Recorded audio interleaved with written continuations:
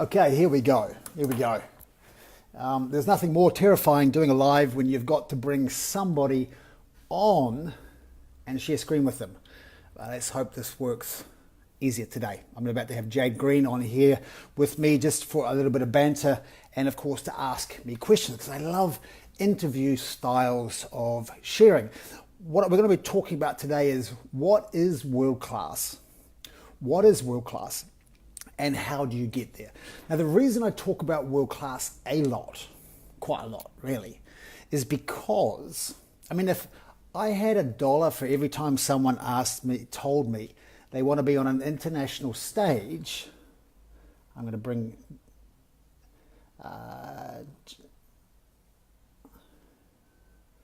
guest requests, okay. Just request to come on there, Jade. Should be quite easy. We're going to be talking about world class because I get asked this all the time.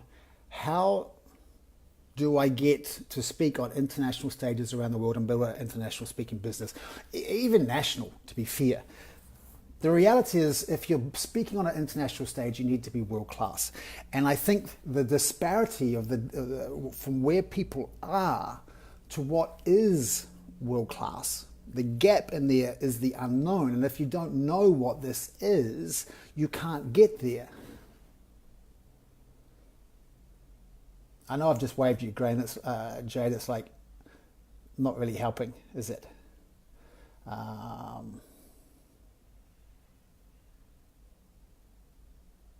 Jade, you have now got permission to request to join.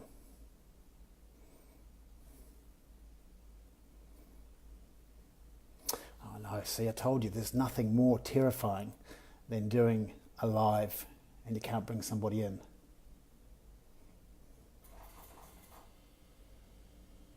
You're actually the only person that can't. Everybody else has the option. Okay.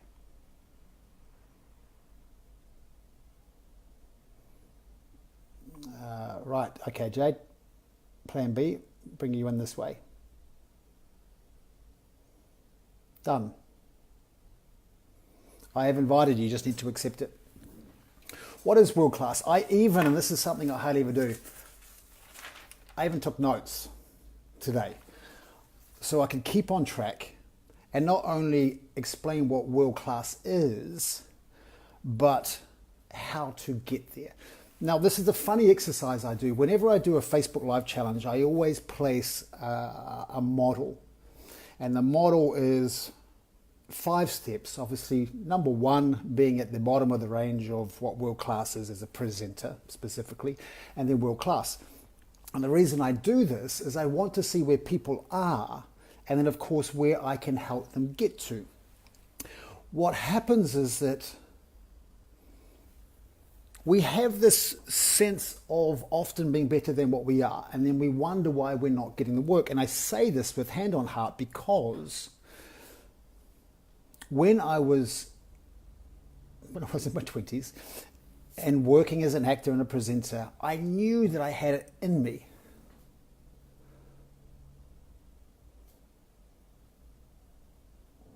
I knew that I had it in me. Jade, you just said, I should have just accepted that, and I did. I knew I had it in me, but I didn't understand how or what it actually took. What happened through my work, working with Ryan Gosling and Peter Jackson and Michael J. Fox's, just to name a few, what I got from working with people like this was I saw where the bar was raised. I saw where the bar was, and that I was a long way off that place, that barometer. And so when you become world class, you're taking luck out of the equation. Okay, Jade, I see you there. Approve. And we're adding you now. I can unclench my butt cheeks now. You're being added. I'm just going to carry on. When you become world class, you take luck out of the equation. When you become world class, you build relationships because people want you in there. Hey, Jade, there you go. Oh my goodness, I'm freaking out. Look, I said this to you yesterday when we were talking about this. There is nothing more stressful than trying to bring somebody onto Facebook Live. It's still, I think it's just because the technology is still quite clumsy. To be fair, you Yes. push the buttons and they actually don't work. It's not actually our fault. Yeah, I was like, this is the worst nightmare. So I'm just framing up what world class is, what it looks like, and what it's like there, and of course then how to get there. So you jump in and ask questions where you feel like you want to and where you want a little bit more information. Yeah, beautiful. And I'll Great. just be the So, conduit for infinite wisdom. I love it. I love it. So last night, what I really loved is we were talking about what is world class? Like, what is the definition of world class? Nice. For me, world class, the definition is when you're at a point where you're not constantly looking for opportunity. You've taken luck out of the equation. You're taking luck out of the equation, and opportunity is coming for you because people are inviting you into their networks and their events because of the value that you add and the certainty of the value that you will add. Unless something goes horribly wrong, you're always going to deliver and add value to their event, to their stage, or to their lives, or to their webinars or podcasts. This, for me, is a definition of being world class, and it's happening on an international level. Okay. The thing is, I love this about sports psychology. People focus on the end result a lot, is focusing on being on stage, but the work to be invited on stage comes in between. So I love sports psychology like this. All an athlete needs to do, if we speak about a rugby player, all they have to do is play really, really good for their club. That's their only focus. On playing well for their national club or being the best, they automatically, it looks after itself and they get picked to play for their country. So the same here applies for when you are world class as a presenter and an authority in your field. The higher honors or the things that exceed that will naturally look after themselves. Does that make sense? Yes, definitely. Nice. So tell me, what did you say to me last night when I said, write this down, you have to say this tomorrow, about what is preventing people from you're not world class because you're not thinking world class. And what I mean by this is, just to be really clear, is we're not making decisions. If you're not making decisions as a world-class person, as a world-class author, as a world-class presenter or business owner, you're not going to get the world-class outcomes. So this is, this is those people who want to buy into a program or a retreat or get a mentor, then they chicken out. It's that typical message of, I'm just not ready yet. You see, if you were world class, you would go into that, you'd grow, and then you'd make your money back. That's world class thinking, right?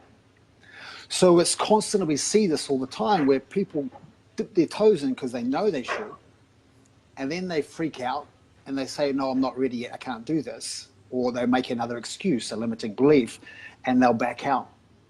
So if our mindset is not world class, and who we're hanging out with is not world class, and who we're waking up as is not world class, we're not going to get these world class opportunities. Yeah, very true, very true. Yeah, we had a specific example last night, and it's that whole thing, right? If you stepped into the shoes of what a world class presenter is, you have a mindset of abundance.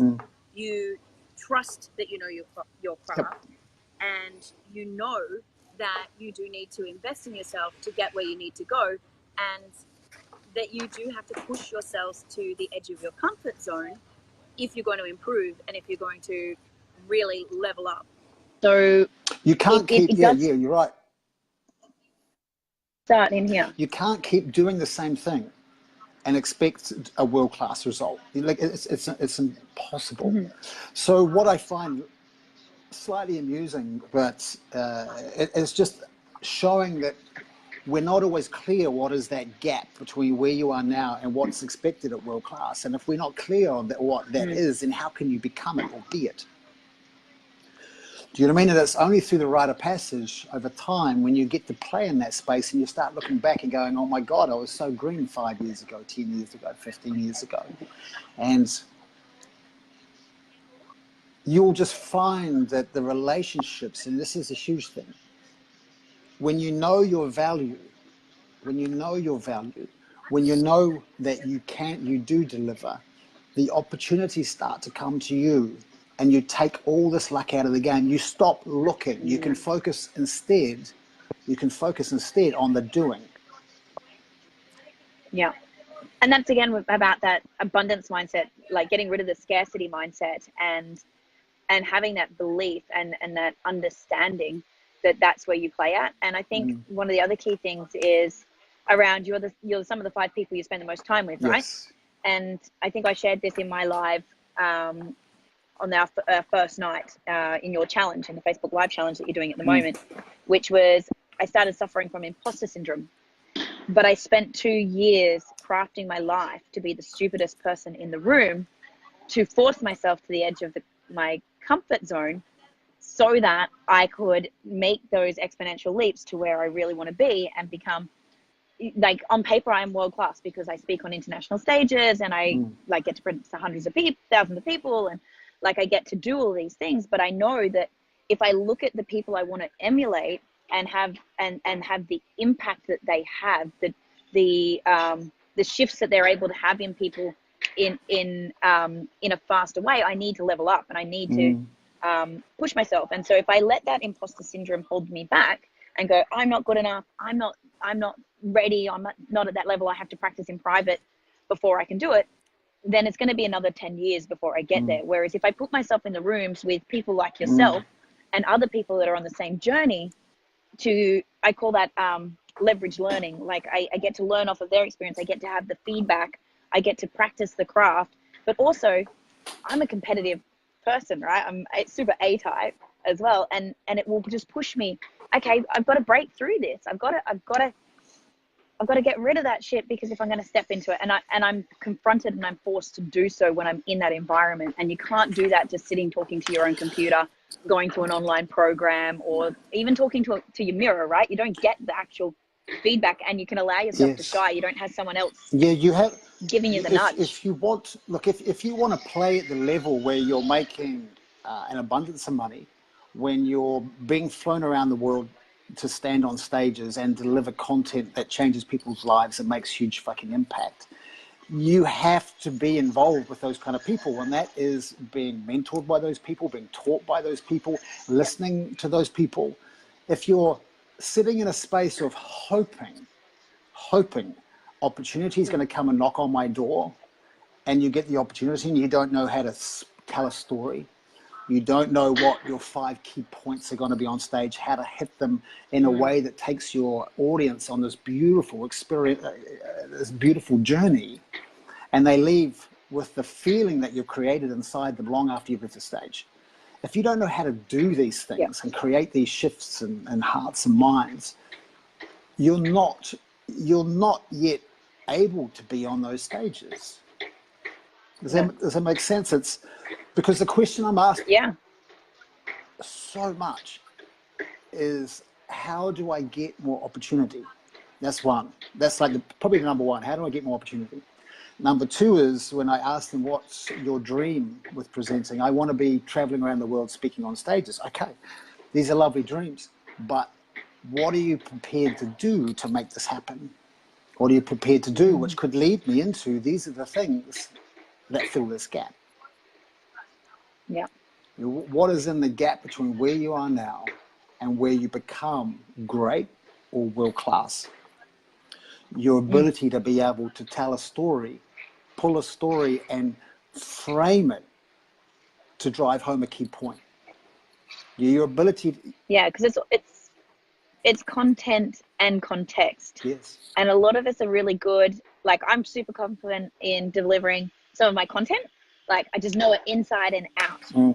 But because I know it, sometimes I can forget to give the context Yes, yes, yes. And that's where that story comes in, right? Mm. And that's where you need to get out of your own head, and that's where you need the feedback from someone like you that kind of goes, hey, wind it back a little. Yes, yes, Tell yes.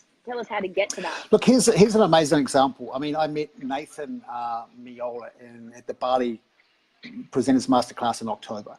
Now, this was a guy. He's an epic human. And he's a powerful man, but he wasn't quite sure of it, right?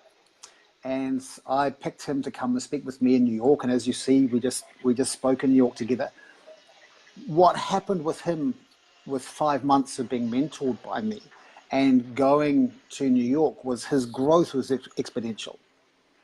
Do you know what I mean? He could have stayed doing what he was doing and, saved his money and not gone to a retreat or not flown to New York. But he went like this. He went straight up, and he's a completely different human being now. Seeing his growth has been incredibly rewarding, but he deserves it by the work he's put in. Yeah. And I spoke to him the other day. He's in Miami, and I saw his live. He's like driving this Camaro around. Him and his fiance are just loving it. And if it wasn't from winning that opportunity with you, like if it wasn't from coming to Bali and you choosing him as the man or the person to join you on stage in New York, he wouldn't be doing that right now. And he said to me when I interviewed him, like a week or two ago, he just never would have thought that his life could be like this. He had a dream, like he started on a journey and he had a dream, but he didn't realize that one decision to come to Bali, that one decision to do the course was what changed the trajectory of what his life is now, what he's doing and how he's living it, and and you just see him, like when you talk, I just love talking to him. Like, he just lights up. Like I've known him for 2 weeks. I'm always like, oh my God, I love him. Look, Peter Spencer, you've got a really nice point, and without a doubt, also connection over content. Just saying, look, preferably both, but connection is my forte. Developing a connection with my audience is forte. People might have heard me talking about the dead dog story. I'm totally against going out on stage and connecting with an audience using old baggage. I'm totally about connection and being able to be, when you are your complete, authentic, congruent self on stage, you're bringing with you all of you.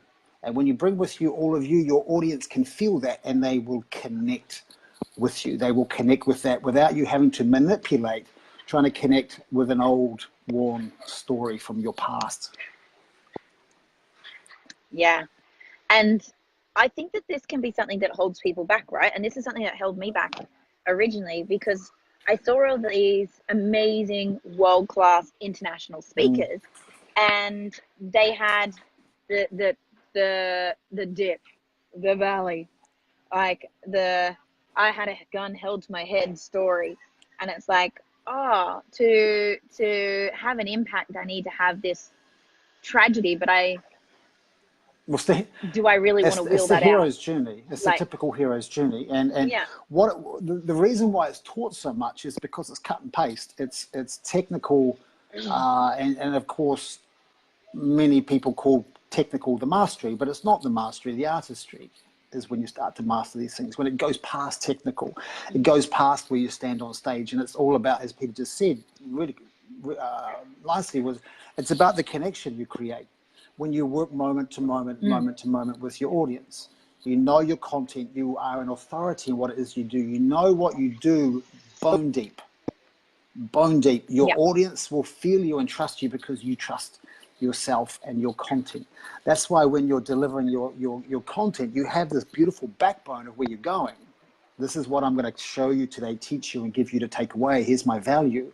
But you're doing it in a way that your audience is feeling you all the way. They're connecting with you authentically. This is why, this is bringing me to a nice point. To be world-class on stage, you need to also be world-class off stage. You can't, it's not a mask, it's not a part-time job. Being world class is not a part-time job. You don't get up and put your world class pants on it's your world class, it's your values, your unique perspective on life makes you world class, I believe, because you're seeing things in a different way and allowing people to see things in a different way. It's that beautiful sense of bone deep conviction, what it is that you're doing and the area of your expertise that you're able to articulate from the beautiful place when you drop out of your head into your heart, and able to articulate to an audience, to an open audience. I talk about that with my personal branding masterclass, and it's because it's that congruency into who you really are and living who you really are, so that it's not exhausting, right? Yeah. And that's how you live world class. Because if you're not authentically world class, you're not authentically this person, you don't actually live this, breathe this, integrate this, be this, it's fucking exhausting. Like, And this is what seriously, trying to be something that you're not. this is the epitome of what I teach, really, is that congruency. So I don't just teach the presenting part of it. You have to be a world-class human being, world-class partner, communicator, lover, the family person, everything. That has to be congruent. So when it goes to walking on stage, you don't have to change a thing. You simply walk on, and now you're focusing more on your area of expertise or the thing that you've promised to deliver on stage, but you're still doing it exactly how you would off stage, except now you have tens to hundreds of thousands of people listening. So obviously that energy now starts to affect you, and moment to moment it builds, and it builds to a really beautiful place. And I think you're doing some great stuff with the lives at the moment about not changing state when we come onto our lives, and being congruent in that, and feeling that. But even like if you saw my one last night, I built as I was going through, and that was really authentic because I started getting into my genius zone and then anchoring that in. I was like, okay, so it's fine to, I think some people got a little bit confused, like, oh, I have to stay steady. No, you just got to go with what comes to you and how it rolls. And so people are on the journey as you're on the journey. This is it. That's absolute key. And I did it. I checked in with people in a live this morning. Not changing state for me is my way of being able to articulate. And I took years figuring out how to articulate this for people, because the worst advice we ever get is just be you. You know, people go, just be you, Jade. And you're going, what does that mean? What part of me? I'm infinite. So no change of state is forcing you to come onto camera or on stage as the same as you were off. Do you know what I mean? It doesn't mean you're plateauing that whole time. You're allowing yourself work to moment to moment. And of course, on stage, that goes to beautiful places, and on camera, especially when you hit the sweet spot, was when you are out of your head and into your heart. You're giving yourself the best opportunity to drop into flow, or how I like to call it, which is far more sexy, a conduit for infinite wisdom. And when you get into that place, you will discover things that you didn't even know that you knew. And you'll come up, you will be able to articulate something that's been so deep inside you that you yet haven't been able to discover and articulate. And when that happens, it's exciting, right? And yeah, it's when it's coming through and it's channeling. You're like, who said that? Where did that come from? You do. You stand. It's almost like you are standing back and you're hearing yourself speak. This is like, for me, the holy grail of presenting. Like, this for me is world class, and this is the stuff that juices me up. This is what I teach. When you get into that space, it is the most beautiful holy grail of presenting, because people will not witness that again. They get to see you in a moment, a freakish moment that you've practiced and learned how to get into by getting out of your own way and being authentic and not putting on this mask. The mask has to be gone. And when you get into that place, the audience is being delivered something truly, truly unique. And when you do that, you become a powerful presence on stage, because it's captivating, it's engaging. They might not ever see that, or they won't ever see it again. And they don't know they don't understand what's happening, but they can feel it and they can see it. Yeah. What I really love about that is, and memory anchor for me is, as I said, I've seen a couple of really big international names quite a few times now around the world. And every time I see them, it's like, oh, they're doing the same thing again. Yeah. They're about to do the same. Like, I know exactly where this is going. I know what they're going to do. And because it's so rehearsed, and they're perfectionists, and they're perfect at presenting this thing and the story and the dip and the this and the that, and it's so word perfect, and that's where the anxiety comes from, right? You're gonna, if I mess up a word. Do you know what they're after? But it's like, now I'm like, oh, I'm bored now. There's two. Like, I already seen you once. I don't need to see you There's again. two things. One, I've got a guy who's been speaking for 50 years who's working with me at the moment, and he's just exactly that. He just goes, Andrew, I've been doing this 50 years. I'm so bored. There has to be more. And when I spoke to him, I just knew. I was like, it's two different people. You off stage and you on stage, and you're sick of pretending. So let's marry the two up. Yeah. But what presenters are doing is they want certainty on stage. Now, you can have certainty or you can have great. Certainty is when you walk on stage and you know where you're going to hit your mark, what you're going to say, how you're going to say it, and you will get certainty. But when you remove certainty, you're giving yourself the opportunity to be a conduit for infinite wisdom or get into flow and for the magic to happen. So when I was off stage, as an example, in London a few weeks ago, I was so international.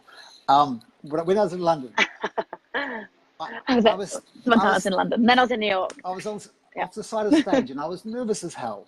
I'm always nervous. I always get nervous. Just so people know, I still get nervous after 25 years. And that means you care. They say nerves mean you care. Yeah, and I'm happy with nerves too. It's important for you. I know what I'm going I know what content I want to talk about. I have an armory of stories that I can use and reframe them depending on the mood that I want to have the audience in. And if I'm okay with no certainty, the magic will happen.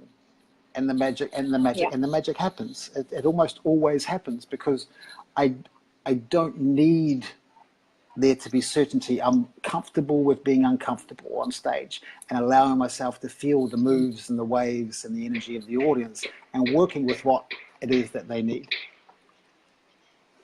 You can see the comments, I take it. I can't see the comments. Yeah, so bonjour. You have to drive. The beauty of Andrew Eggelton is being surprised with what he says and does. Thanks, Rose.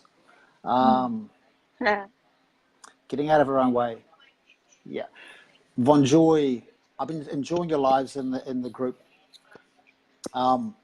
Getting out of our own way is huge, and we talk about, you mentioned the word perfectionist just before, and perfectionism for me is like a level just beyond our best. You know, you'll never achieve it, and it's an empty feeling because every time you work, you don't actually get to celebrate. You never actually get to pat yourself on the back because you never did as good as you had in your head. And so if you have this picture of what it's meant to look like in your head, which is fine, but if you don't yet have the skill level to marry those up, do you know what I mean? And this is what, and if I can, Nathan won't mind me saying this, is he used to say to me, it never goes as I see it in my head.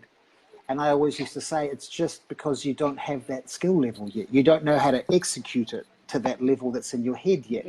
And now he's starting to execute it. And by executing it, he's now traveling around the world. He was speaking with me on stage in New York. He's got clients, his own business. He's making money while he drives around his buddy in his muscle car in Miami. And it's beautiful to see. I love seeing people successful. And I love making people, allowing people, nurturing them to get out of their own way and step into their greatness, and being able to deliver in a way that the byproduct of knowing what to do or what is possible is confidence.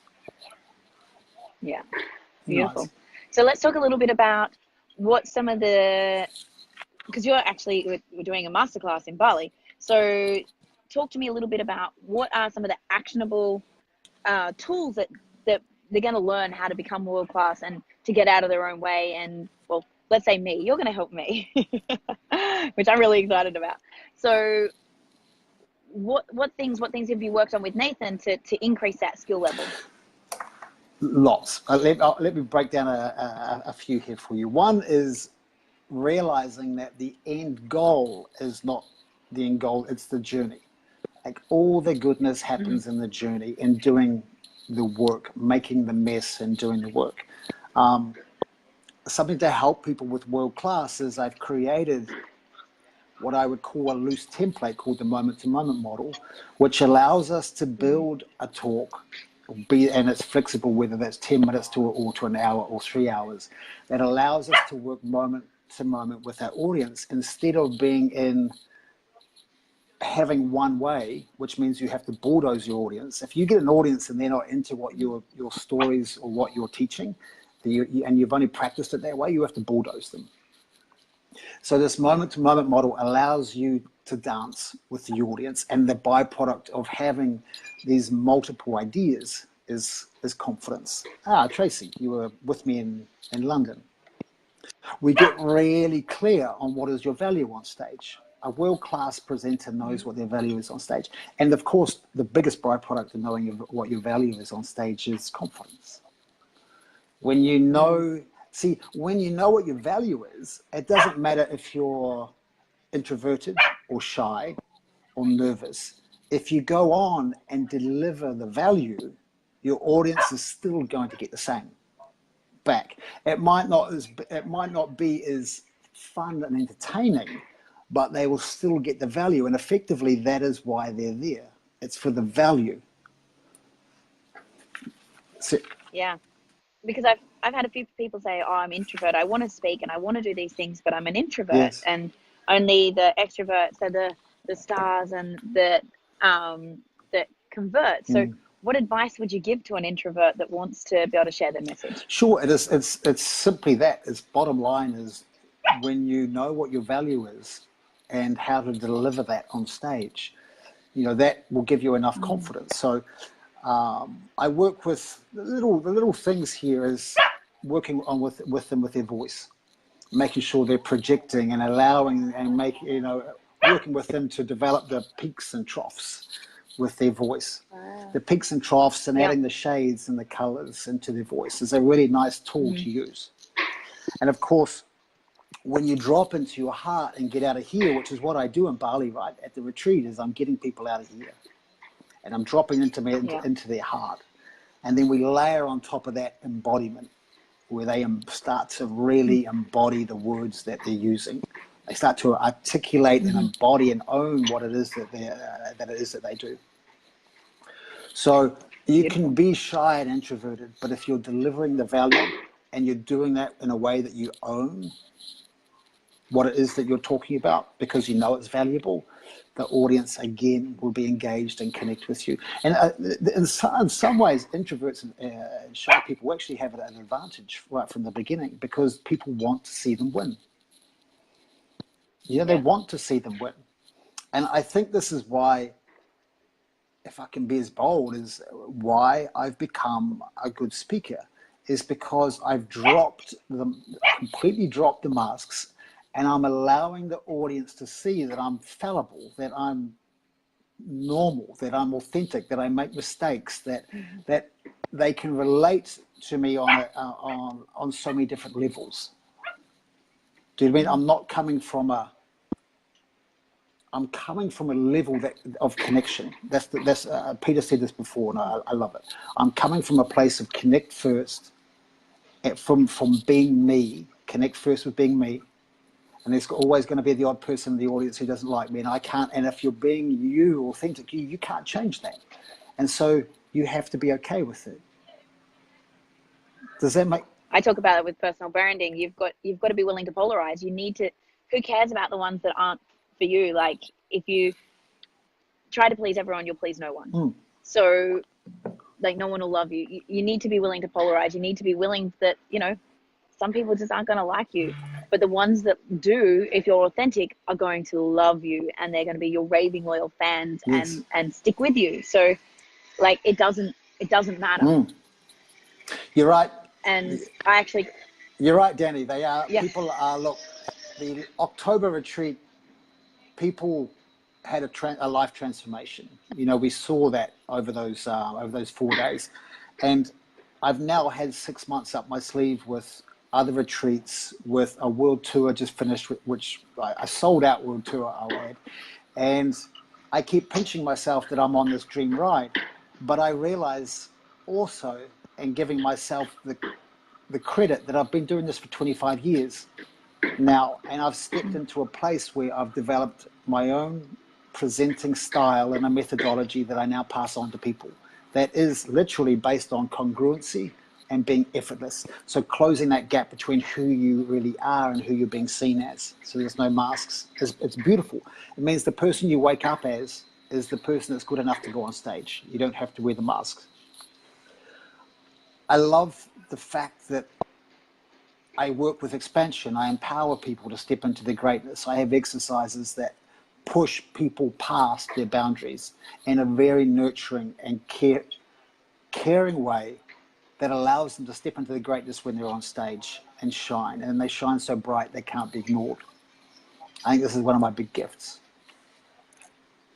Yeah, definitely. Well, I know one of the ladies that you had in October, Heather, the difference Yes. in her, and like she now fully embodies and embraced, and she's just out there. And she's gone international too. Sharing the Heather Joy Bassett love. I know, she's just come back from India. Yeah. So if you think about this and being realistic, that's a few people already who have gone from that retreat and are now international speakers. Now that's from October last year. That we're talking 6 months, and that is not a long time. That's not a long time. 6 months is nothing. It's nothing. People will go, I want it tomorrow. Well, you can't have it tomorrow because you're not good enough. It's simple.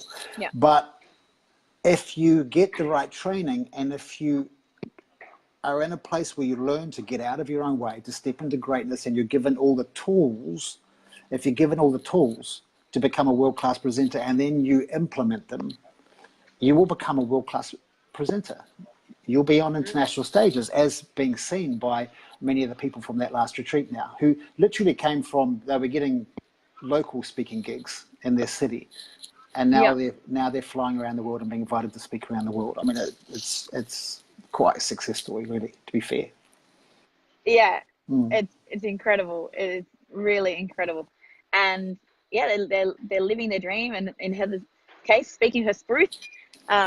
So it's just an amazing thing to think that 6 months ago you could be struggling to do local meetups and not get paid, to being on stage in New York, being on stage and being invited to India. Like, it's just crazy. Because the key thing is you've got to be willing to do the work. Yep. You've got to turn up. You've got to cry. Like, and I know you had tears in your, and probably tantrums in your masterclass. I always get tears and tantrums. Yeah. Tears and tantrums are just part. But that's where the breakthroughs are. Yes, of course. Yeah. And if you're not willing to put yourself in that situation, then you can't expect to be given the stage. Yeah. Yep. This is it. You can want to manifest something, but like, and I am a phenomenal manifester in terms of I have manifested myself onto giant stages, but then I also did the work. Like, I did the things that I needed to do to show up where I needed to be, to build the brand, to build the credibility. But now I need to craft that next level skill. But if you just sit at home thinking about it and just watching videos, you're just not going to get there. Yes. It is. World-class people make those world-class decisions. It comes back down to a full loop from where we started. Yeah, world-class people make world-class decisions. They're not basing their decision-making on who they are now. They're basing it on who they are when they're world-class. So if you're making decisions on who you were yesterday, or last week or last year, you're going to get the same shit over and over again. And there's going to be a point where that gets so painful, you'll make decisions. But you don't need to wait. You don't need to wait for pain points until life sucks, or you've got no money, or you're unhealthy. Make those world-class decisions and do something about it, and fill the gap between where you are now and what is great or world-class. It's so simple. You do it. And the thing is, when you're investing, and if we bring that back to Bali, when you're investing, I think we've got like super early bird at 1,990, which is 5 nights and 4 days, food and everything. That money comes back to you so fast. Like, so fast. It's like a guaranteed money you get back. So when you sit on the Yeah. fence, it just becomes as why are you sitting on the fence when you know that that investment comes back tenfold really, really fast, Yeah. super fast. And you just can't expect a return without an invest, right? Mm, But yeah, people do. I don't know why, but it's like people somehow it's like think that I could get all of this, but I'm not willing to put anything out. it's like wanting an education but not Not gonna going to happen. school.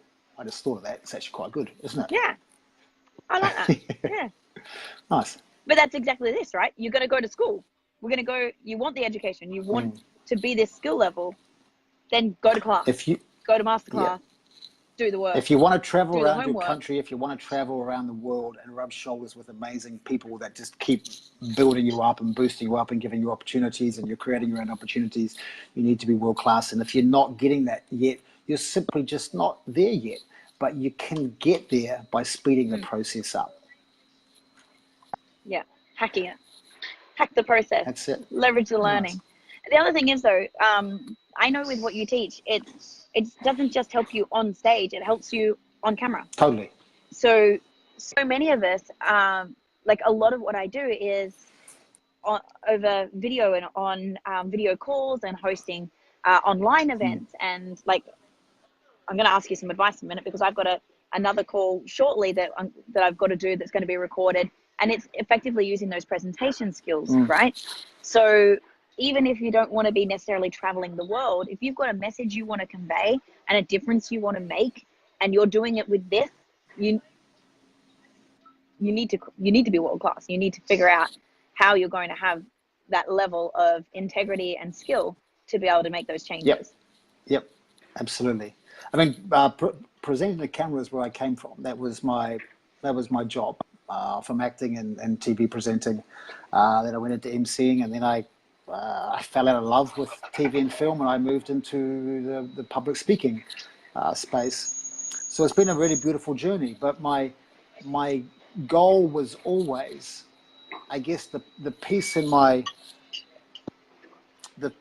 heart or my soul that used to keep that little itch, right?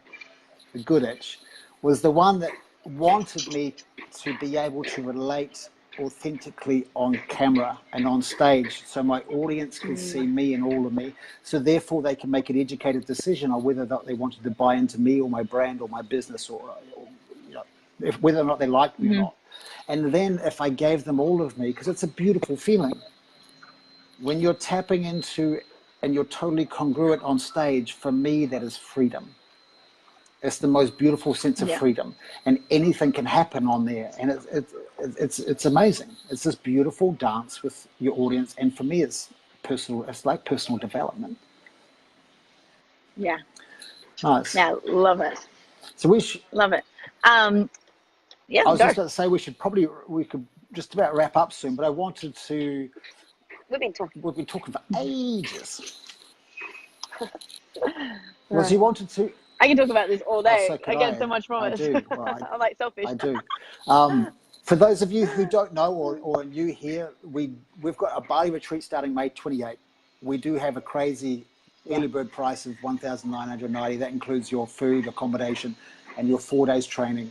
You walk away with filming, you walk away with your templates, you walk away with a style of presenting that is effortless, congruent, and you will stand out on stage. And if you, as seen by the people who attended in October, if you implement what you're given, you will become an international presenter. I mean, it's that simple. You take luck out of the equation. And you have a no-brainer offer as well. I do have a no-brainer offer. So true. Yeah. I'm going to be choosing. This is really nice. Thank you for reminding me. We are going to do the same as what we did for Nathan. I'm going to choose one person from Bali to come with me to London or New York, and I'm going to mentor them for the next few months. And we're going to go to London or New York and do exactly what Nathan did and kickstart your career. And the reason I'm doing that is because it's what I would have wanted when I was way back then. It's what money can't buy, right? You can't buy that. That is the moment that money can't buy. Yep. And Nathan, like, I know how thankful he is, and from the conversations I had with him, and he said it wasn't just about that moment of being on stage in New York, although that's got him traveling around the US at the moment doing this stuff. it was the journey he went on and the 6 months of personalized coaching by you, Yeah. helping him iterate, turn, Yeah. that's really, really made him worthy. Because I think he said at first he was like kind of a bit scared, like, oh shit, I'm going to get on this stage in New York. Yes, yeah. And, you know, you can kind of freak out. But he said just by the time he got there, he had just so much confidence that he knew he belonged there because of the coaching that you gave him during that process. Yeah, So nice. I just think that's the no-brainer, besides the fact of being able to walk out and book stages. But the tribe as well, because good speakers know other good speakers, right? And then the network and the cycle starts as well. And this is something that people are going to be able to add to their portfolio and their LinkedIn profile to say, hey, I've actually gone and done this. I'm a legit speaker. Yeah. I've done the time. You know, even more than that though, more than the credentials, is that you can't take away that growth. You can write, people can write. Once you expand. Yeah, people can write whatever they want on their profiles, and they do. I mean, people write speaker on their profile when they have no right to put speaker on their profile. But what you can't take away is the growth and what you've learned in that journey. And this is, you know, I prefer that than writing copy or telling everybody wherever I'm speaking. I just know that bone deep, the universe is listening to what I have now in me, and that is what makes a difference. For me, that's what makes a difference. Yeah. That's amazing. Okay, so I'm gonna get you to drop a link in the comments after we do this Melissa's video. already done that. I just saw it before. Melissa's already on it. Oh, amazing. I can't see the comments. Forward thinking. So book in, so they can book a call actually with you to talk about Bali, right? Sure. For the next week, I'm pretty good. Then I'm in the plane again. Then you're back into it again, which I think is amazing. So if anyone wants to know about Bali, wants to know about the journey, ask any questions, just jump on the calendar link, connect with Andrew, and just have a 15-minute call and just see if it is for you. Yeah, let's do this. I can guarantee you'll at least get one helpful piece of information out of that conversation. And who gets the chance to have a one-on-one call with Andrew? Nice. It's like, it's a rare thing. Let's do this. It's if you want to change what you're doing and what is happening, then let's do this and start stepping into those classes, into those shoes of a world-class person and presenter. Yeah, amazing. Well, thank you so much for sharing your wisdom today. I'm sure everyone got lots of value. Thank you, Jade. I know I did. I was at one stage writing notes. So I'll see you later on. I'll see you when I do my live in the group. Okay. Thanks for those who joined as well. All right, team. See ya. Bye.